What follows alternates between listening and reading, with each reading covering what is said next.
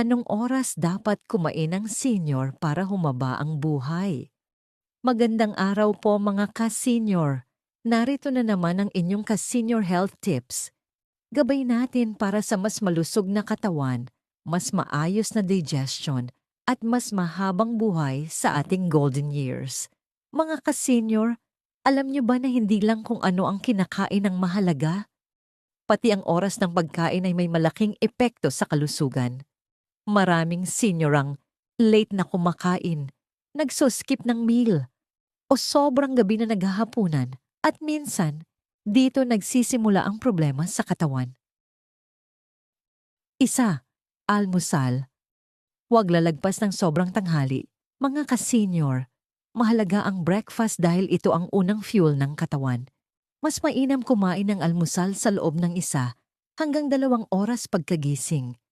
Kapag hindi agad kumain, bumababa ang energy, sumasama ang pakiramdam, maaaring maapektuhan ang blood sugar. 2, tanghalian. Huwag sobrang light, ang tanghalian ang nagbibigay ng lakas para sa buong araw. Mas maganda kung regular ang oras araw-araw. Kapag pabago-bago ang eating schedule, naaapektuhan ang digestion, maaaring sumama ang metabolism. 3, hapunan. Ito ang pinakamahalaga mga ka-senior. Isa ito sa pinakamalaking pagkakamali ng marami. Sobrang late na kumakain sa gabi. Kapag busog bago matulog, hirap matunawan, mas mataas ang acid reflux, hindi mahimbing ang tulog. Anong oras ang magandang hapunan? Mas mainam na.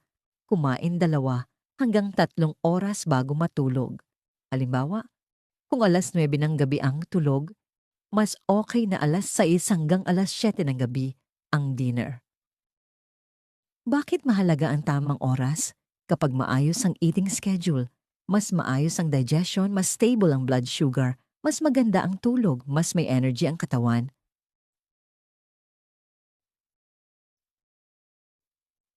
Kailangan ba 3 beses kumain? Depende ito sa katawan ng senior. Ang mahalaga, hindi nagugutom ng sobra, hindi rin overeating. Mas okay ang regular balance, tamang portion.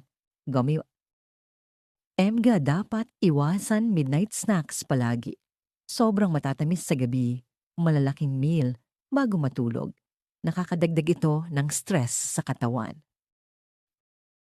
Mensahe para sa mga ka-senior, tandaan ninyo ito. Ang katawan ay parang orasan. Mas gumagana ito ng maayos kapag regular ang schedule. Hindi kailangan ng mamahaling pagkain para maging healthy. Minsan, ang simpleng tamang oras ng pagkain ay malaking tulong na para humaba at gumanda ang buhay. Kung nakatulong po ang video na ito, huwag kalimutang i-like, i-share at mag-subscribe para sa mas marami pang ka-senior health tips. Muli, ito ang inyong ka-senior health tips.